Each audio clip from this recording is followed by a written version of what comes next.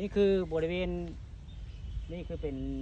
รูปปั้นพระพระแดงได้อันนี้มื้อนี้ผู้ข้าพามาเบิ่งพระพระแดงนางไอ่เนาะอันนี้ก็คือเป็นรูปปั้นคนโบราณในสมัยอันเมืองโขมเขาจะว่า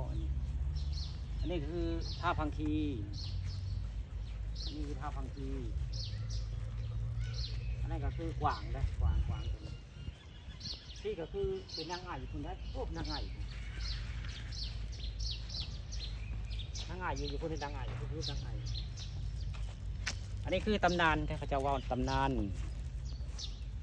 ผาแดงนางไอ่เพิ่นมาหมักเนาะอันถ้าบางทีเพิ่นขึ้นมาได้เป็นกลายเป็นคนได้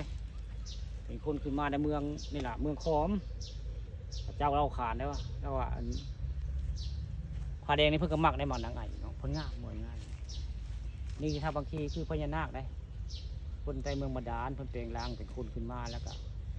มาเห็นนางไอ่แล้วก็เพิ่นได้เป็นกลายเป็นพญาอันเป็นฮอกดอนเนาะฮอกดอนแล้วก็มาเต้นมาดองในหน้าต่างเพื่อนนางไอ่ได้เป็นก็บุกเดือพุ่นละดอนสวรรค์เนาะเพื่อนซ่านเพื่อนมื้อนี้ผู้ข้ากันมาว้าวได้มากเดียวบ่ได้เดี๋ยวได้ผาแดงนางไอ่บ่ได้กันเลย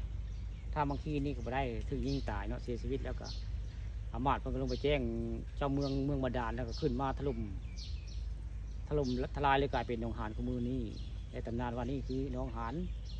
นางไอ่ก็คือเพื่อนแหละเพื่อนคือมาหมักกันนางไอ่อันนี้ก็ผาแดงนี่ผาแดงนี่ก็บ่ได้หมักบ่สมหวังได้ผาแดงก็ได้ขี่ม้านี้คือเดี๋ยวอันไปนาคคนดุบ้านดุเมืองเนาะผู้ข้าว่าจังสั้นได้ตำนานนี่รูปปั้นข้าเจ้าปั้นไว้ได้ปั้นคนสมัยขอมนี่คือรูปปั้นพญานาคเมืองหนองหานลูกชายเพิ่นได้ลูกชายเจ้าเมือง